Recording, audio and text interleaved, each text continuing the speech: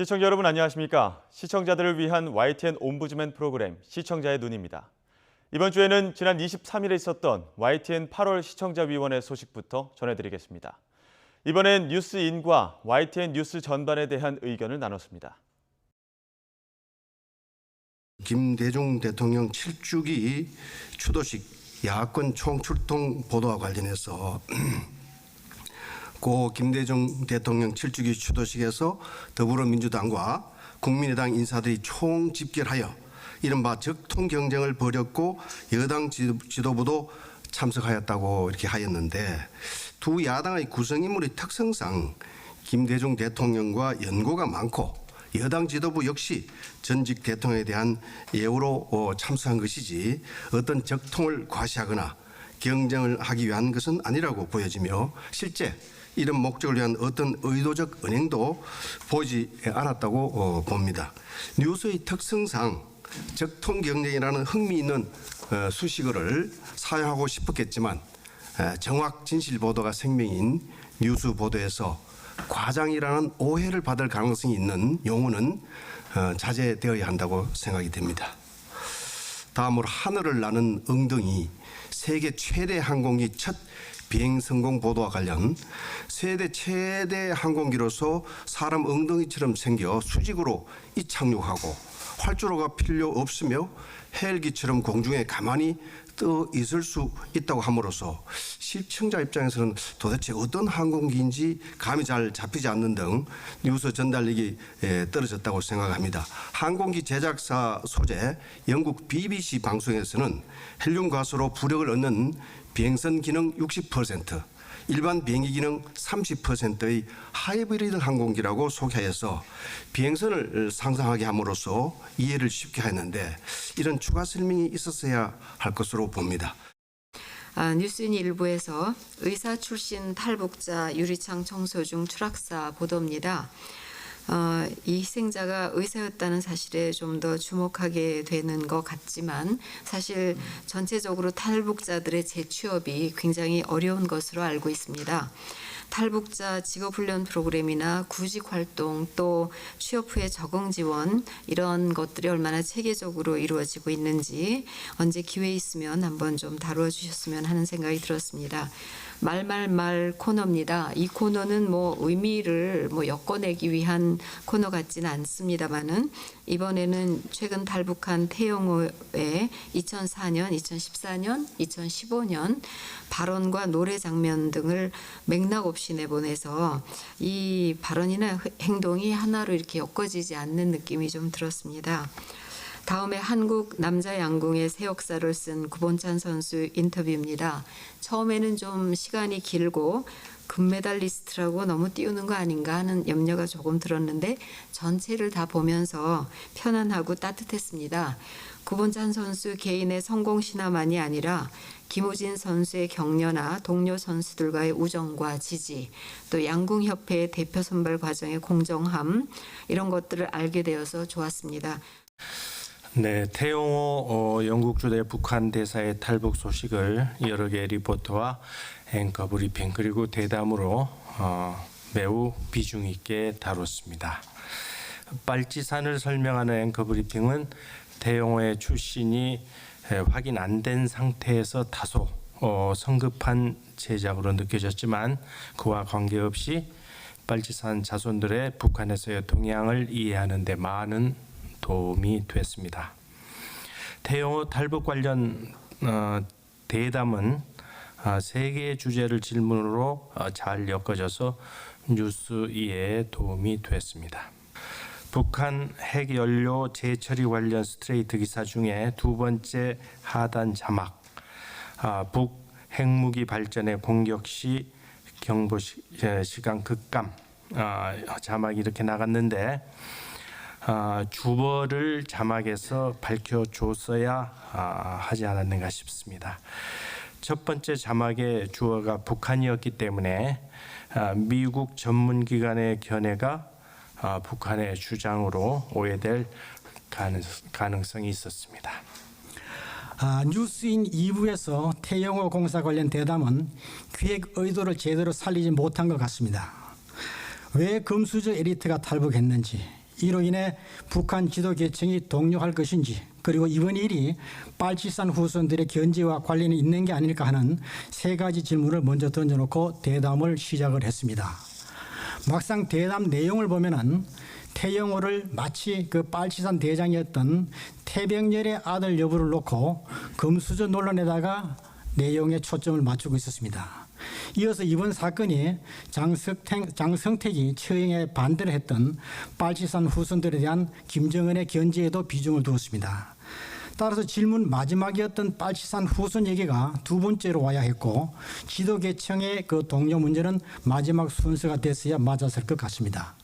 또한 13년 전 탈북한 김태산 씨의 탈북 당시 얘기가 너무 길어가지고 관심 사항이었던 그 북한 지도계층의 동료 여부에 대해서는 거의 언급도 없이 대담이 끝나 뭔가 허전한 듯 아쉬웠습니다.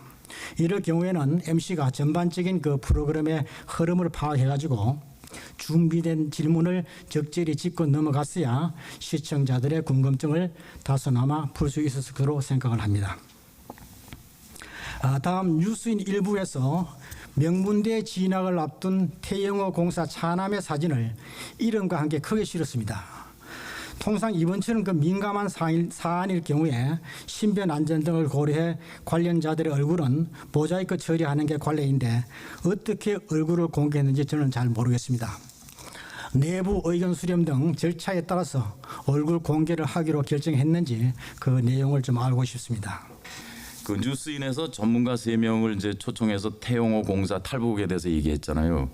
근데 이제 그 앵커가 이제 전문가 소개하면서 어서 오세요, 안녕하세요, 안녕하세요 2번 이렇게 이제 인사를 한 2-3번 차례 합니다.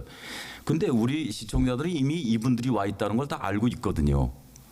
그리고 이런 상황에서 굳이 인사를 하면서 몇 초라도 단 10초라도 굳이 그 1초가 외국 뭐 방송 1초는 비싸잖아요. 굳이 어쩌면 낭비가 아닐까. 그래서 이제 다른 외국 프로그램을 생각해 보면 그 게스트를 초청해서 이미 다 아는데 헬로, 하와유, 안녕하세요 이런 거는 들어본 기억은 없는 것 같아요. 만약에 거기에 주인공이 앵카이고 출연자라면 그렇게 인사 오랫동안 해도 된다고 생각합니다. 그분들이 주인공이니까. 근데 제가 아는 텔레비전 뉴스의 주인공은 시청자입니다. 시청자들이 주인이고 시청자를 먼저 생각하면 그냥 그런 얘기 인사는 좀 안 해도 되지 않을까. 그래서 시간을 다른 더 중요한 얘기에 더 할애하는 것이 어떨까.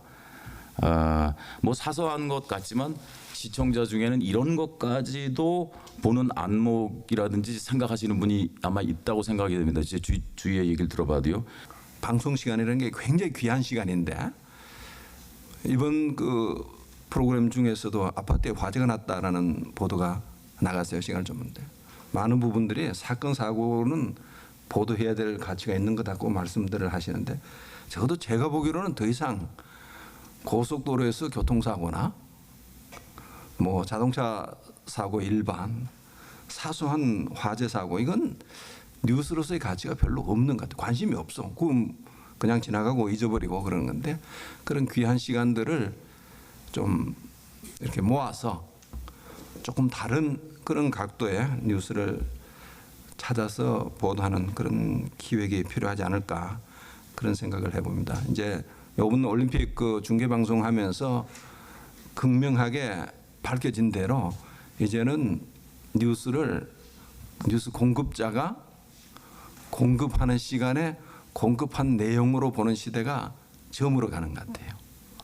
뉴스 수요자가 자기가 편리한 시간에 자기가 원하는 내용을 찾아보는 그 뉴스 전달 그 패러다임이 완전히 바뀌는 것 같은데 만약 이렇게 바뀌고 나면 새로운 수요자들이 원하는 내용의 뉴스가 아니면 외면당하지 않을까 그런 생각이 들어서 차제 좀 뉴스 취사 선택의 기준 이런 것들이 YTN답게 정립이 되고 우리 나라가 국제사회에서 차지하는 위상에 걸맞는 그런 뉴스 취사 선택이 좀 있었으면 좋겠다 말씀드리겠습니다. 이번에 그 대상이 된 뉴스인에서는 자막 내용이 지나치게 생략이 돼서 뉴스의 전체 내용을 이해하기 어려운 경우가 많이 눈에 띄었습니다. 일부에서는 김대중 전 대통령 7주기 여야 집결, 특별 감찰관 활동 무력화, 특검 불가피, 크루즈선 화재 승객 무사히 대피, 아파트 7층에서 화재 주민 30여 명 대피, 병풍 김대엽 사업권 미끼 돈 챙겨 피소, 남편은 저수지 아내는 호수에서 말줄임표, 폭염 속 부하 병아리 농촌으로 말줄임표 등등이 있었습니다. 이보에서도 라오스 공식 방문 제수교 이래 최초, 사드 성주 아니면 군사 효용 가치 차이 없어. 승객 가장 많은 버스는 부천 88번, 엑소또 100만 장 돌파 연달아 3번 기록, 세계 최대 항공기 첫 비행 성공 등 그 예를 찾을 수가 있었습니다. 이 자막의 대부분이 뉴스 내용 중에 중요한 부분이 빠졌거나 위원님들 여러 번 지적하셨듯이 주어가 생략된 것, 그리고 이전에 연관된 사건을 모르면 자막의 내용을 짐작할 수 없는 것들이 많았고요. 특히 국제뉴스에서는 사건이 벌어진 장소나 국적을 포기하지 않아서 시청자들이 국내 사건으로 오해할 여지가 있었다는 것. 그리고 아파트 화재 같은 경우는 전주였었는데 그것을 시청자가 좀 챙겨봐야 되는 그런 것들이 있었습니다. 자막이 깔끔해진 것은 굉장히 긍정적이지만 그럼에도 불구하고 반드시 들어가야 할 최소한의 내용은 있어야 하고, 쉼표나 마침표 등 꼭 필요한 문정보를 사용함으로써 시청자들이 보도 내용을 보다 쉽게 이해할 수 있도록 해야 할 것으로 보입니다. 미국 동중국해 강습 상륙함 투입, 이 보도에서 어려운 단어를 빠르게 발음함으로써 무슨 말인지 이해하기가 굉장히 어려웠습니다. 경항모급 공격함, 보항망이 보도는 글자로 읽어도 어려운데 빠르게 발음하면 무슨 말인지 전혀 이해가 가지 않습니다.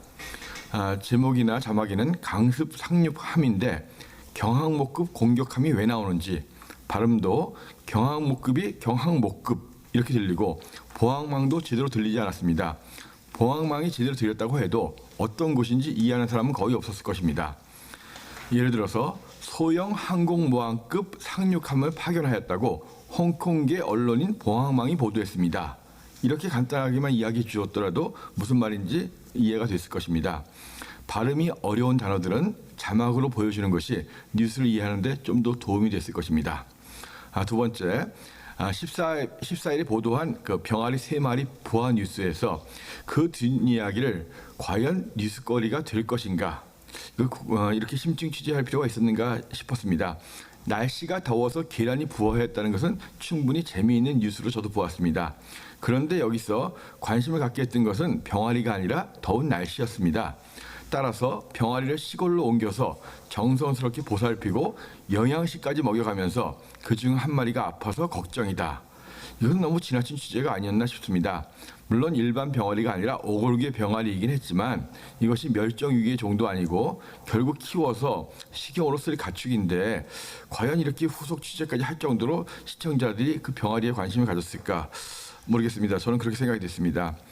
그 태영호 공사 이야기 중에서 금수저 나팔수라는 그 표현이 굉장히 제가 이렇게 듣기가 좀 어려웠습니다. 그 나팔수라는 의미가 일반적으로 이렇게 쓰여도 되는가 하는 것 때문에 꼭 그거 말고 조금 YTN의 레벨하고는 좀 안 맞는 용어가 아닐까 이런 생각을 제가 나팔수라는 단어를 들으면서 좀 그런 느낌을 했었고, 아까 지적하신 것처럼 태공사의 아들을 그 금역군의 사진이 계속적으로 보도되는 건 저는 정말 그거는 아니라는 생각이 들었습니다. 거기가 와서 우리나라에서 다시 정착해서 살아야 되는데 그 사진이 그렇게 보도가 됐을 때 과연 그걸 어떻게 그 학생이 살아가야 될 길에 우리가 도움을 줘야 되는데 도움이 전혀 안 되는 거 아닐까, 그런 생각 때문에 그 사진을 이렇게 낼 수 있을 건 어떻게 낼까. 그리고 사실은 YTN에서 다른 데서 내더라도 조금 보호해 주는 거는 어떨까 하는 그런 생각을 제가 좀 했습니다.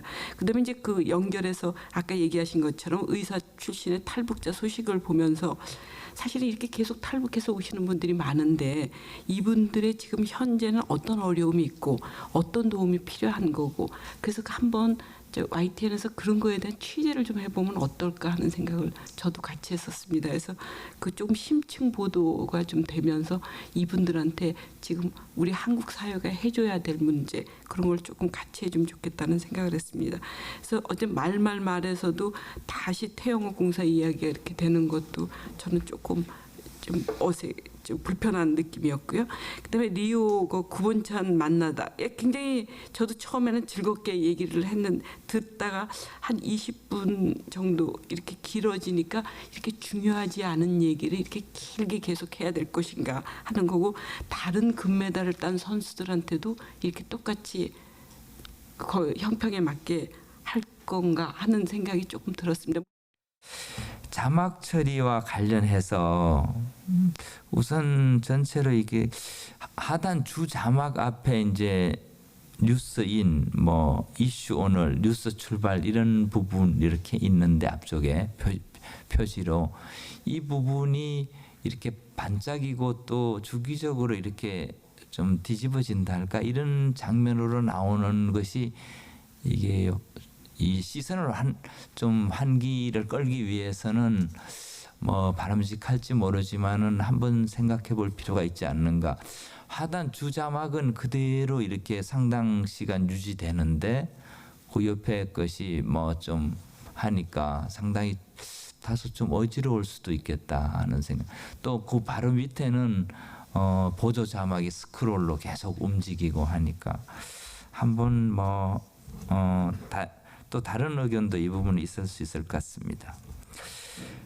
두 번째는 그 외부 전문가 출연 시에 해당 화면에 이 좀 곧바로 출연자 성명하고 인적 사항이 바로 표기됐으면 좋겠습니다. 한 10초 정도 이렇게 쭉 이 얘기 나오다가 나오기도 하고 어떤 때는 또 안 나오기도 하고 한참 이렇게 하니까 상당히 어떤 분이 이 얘기하는 건가 좀 궁금할 수 있겠다는 생각이 들었습니다. 그리고 우리 김태산 출연자의 경우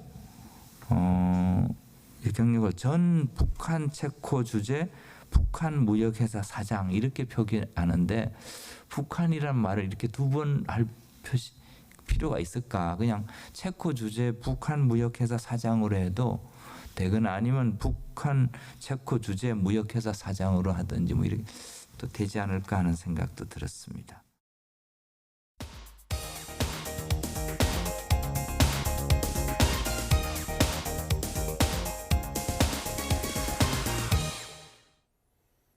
지상파 DMB 채널인 YTN DMB 프로그램을 평가하는 내가 본 마이TN 순서입니다. 이번 주엔 이지사이언스와 리우올림픽 관련 보도에 대한 곽정래 평가원의 의견을 들어보겠습니다. 안녕하세요. YTN DMB 시청자 평가원 곽정래입니다.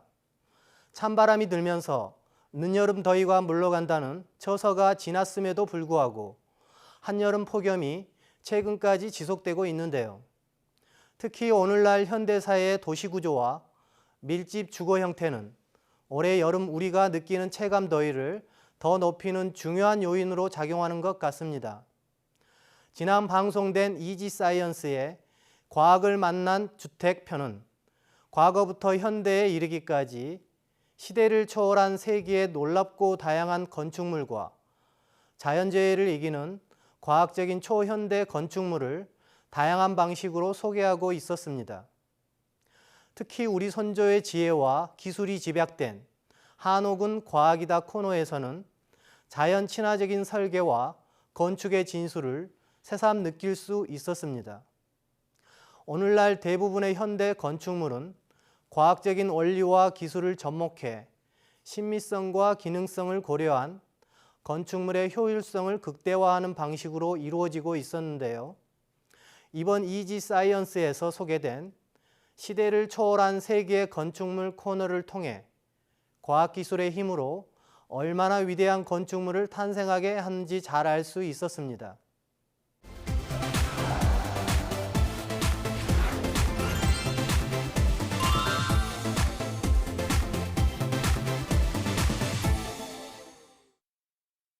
세계에서 가장 위대한 건축 기적 중의 하나인 만리장성은 200년 동안 수백만 명을 동원해 무려 6,700km에 이르는 세계의 성벽 건축물로 세상에 잘 알려졌고, 한때 세계에서 가장 긴 다리와 주변의 아름다운 자연 풍광으로 이름난 미국의 금문교도 현수선의 원리로 지어진 세계적인 과학 건축물임을 프로그램을 통해 알 수 있었습니다. 특히 건축에 자연과 과학을 접목한 대표적인 세계의 건축가 안토니 가우디는 자연의 이치와 과학의 원리를 건축에 적용하면서 건축사의 한 획을 그었는데요. 그가 설계하고 건축한 다수의 건축물은 자연의 이치와 과학의 원리를 적용해 누구도 상상하지 못했던 가우디 건축물만의 특수성을 느낄 수 있었습니다. 우리나라에도 조선 후기에 세워진 수원 화성이 세계에서 가장 과학적인 원리로 설계되고 건축된 성곽으로 인정받았던 사실 역시 프로그램을 통해 알게 되었는데요. 기존 성벽과 다르게 벽돌과 석회 등으로 벽을 세워 어떤 외부 공격에도 쉽게 무너지지 않은 성벽 구조로 쌓았다는 사실은 또 다른 새로움으로 다가왔습니다. 한편 현대 건축물의 신기원을 기록한 아랍에미리트의 두바이 부르즈 할리파는 높이가 무려 829m로 현존한 세계 최고층 빌딩으로서 21세기 바벨탑으로 불린다는 사실에 놀라기도 했습니다. 무엇보다 부르즈 할리파 건축물의 무게와 공기에 또 한 번 놀라지 않을 수 없었는데요. 코끼리 10만 마리에 해당하는 무게와 층당 310법으로 163층 빌딩을 불과 5년 만에 완공했다는 사실은 건축에 있어 과학의 힘이 얼마나 큰지를 알 수 있었습니다. 한편 이번 이지 사이언스의 한옥은 과학이다라는 코너에서는 자연 친화적인 설계로 건축된 한옥의 과학적 우수성을 새삼 다시 알게 되었는데요. 지역과 계절에 따라 한옥의 위치나 공간 배치 및 기능이 과학적 원리와 자연의 이치를 섬세하게 반영한 세계의 주거 건축물임을 알 수 있었고 다시금 우리의 전통 한옥에 대한 자부심을 느끼게 했습니다. 오늘날의 현대가옥 역시 다양한 과학적 원리를 이용해 주택의 효율성을 제고하고 있음을 방송을 통해 알 수 있었는데요. 특히 최근 도시주택의 새로운 형태로 나타나고 있는 협소주택은 복잡한 도시 내 자투리 공간의 과학적 활용을 잘 보여줌으로써 건축주인 사용자 중심의 혁신적인 주거 공간으로 부상하고 있음을 알 수 있었습니다. 다만 이번 이지 사이언스의 과학을 만난 주택편에서 아쉬웠던 부분은 프로그램 주제가 다루고자 하는 내용과 일부 코너의 소재가 주제를 넘어 다루어져 시청자들에게 전달하고자 하는 내용을 충실히 반영하지 못했다는 생각이 들었습니다. 시청자가 생각하는 일반적인 주택 개념과 프로그램이 다루고 있는 광의의 건축물 간의 간극이 커서 오히려 과학적인 주택을 집중적으로 이해하는 데 방해가 되었습니다. 다양하고 방대한 건축물을 역사적으로 다루다 보니 과학적인 원리와 기술로 설계되고 건축된 주택이라는 소재에 한정돼 프로그램이 이루고자 한 목표에는 다소 미진했다고 생각합니다. 오히려 과학과 자연의 이치가 접목된 과거와 현재의 동서양의 다양한 주택 사례를 통해 집중적으로 내용을 구성하여 전달하였더라면 하는 아쉬움이 남았습니다.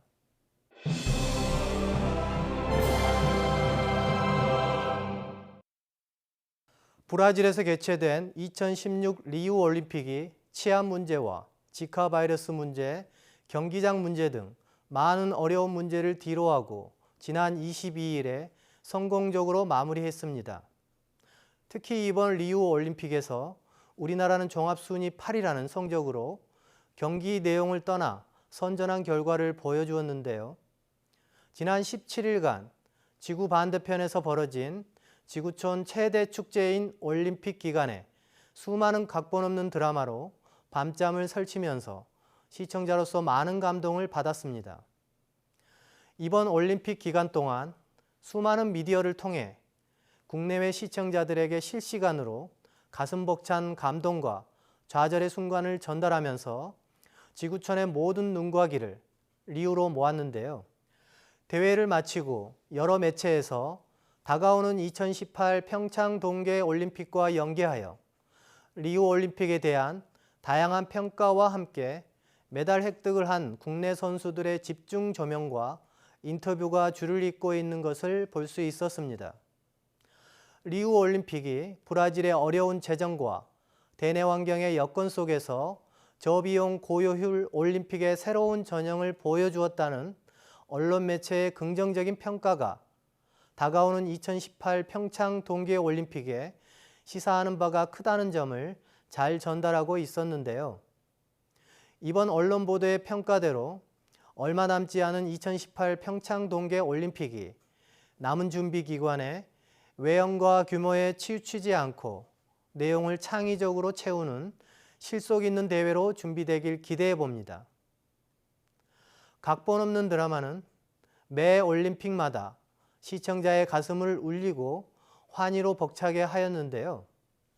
한국을 대표해 올림픽에 출전한 모든 국가대표 선수는 오직 이날을 위해 지난 4년간 피땀을 흘리며 훈련에 매진해 오면서 자신의 모든 것을 쏟아냈습니다. 그 흘린 땀과 노력이 메달이라는 아름다운 결실로 이어지기도 하지만 정상에 오르지 못한 대부분의 선수는 언론의 스포트라이트 뒤편으로 사라지면서 또다시 4년 후를 기약해야 하는 상황인데요. 노력의 결실을 맺은 선수에게 아낌없는 칭찬과 격려의 박수를 보내는 것도 중요하지만 기대한 목표를 이루지 못한 다수의 대표 선수에게도 진심으로 위로하고 격려하는 메시지가 시청자들에게 충분히 전달하지 못한 아쉬움도 한편에 남았습니다. 승자만 기억되는 세상이 아니라 그들이 흘린 피와 땀의 노력이 얼마나 고귀한 가치가 있는지에 대한 내용도 시청자들에게 감동과 교훈으로 전달되길 바랍니다. 시청자의 눈은 시청자 여러분의 참여를 기다리고 있습니다. YTN 홈페이지에 시청자 의견 코너에 글을 남겨주시면 좀 더 정확하고 공정한 방송을 만드는 데 참고하겠습니다. 이번 주 순서는 여기서 마치겠습니다. 고맙습니다.